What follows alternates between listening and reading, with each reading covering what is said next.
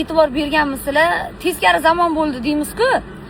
Haqiqatan ham teskari zamon bo'lganda, hozir ayollar erkaklar bilan misol uchun janjallashib qoladi-ku. Ayollar bitta gap bilan qisqa qiladi bo'ldi, pashol deydi bo'ldi. Ana erkaklarchi tinmasdan chiq. Qator yozadi ana. Xotinchalishlariga o'xshab. Bitta gapirdingmi, bo'ldi, qisqa qilib qo'y bo'ldi, bo'pti, xayr, bo'ldi, sen bilan gaplash befoyda. Yozaveradi uzundan uzun, ana shu vaqtini ketkizib, mana shuni men hozir yedirishim kerak edi.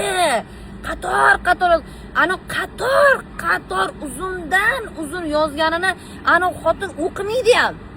Pashol tupurganim bor, itarganim bor deydi. Ana ayol bo'ldi, qisqa qilib yozadi. Bo'ldi, xayr, bo'pti, yozma bosh.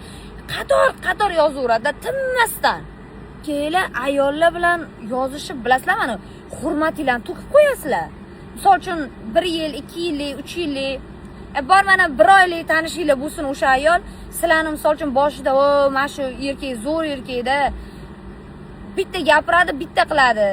Gapida turadi deb o'ylagan fikrini sizlar bu ham shu xotinchalishladan ekan-ku deydigan fikrga keladigan qilib qo'yasizlar. Qilib xotinchalishga o'xshab uzundan uzun yozmanglar. U o'ylamanglar, ayol uni o'qimaydi ham.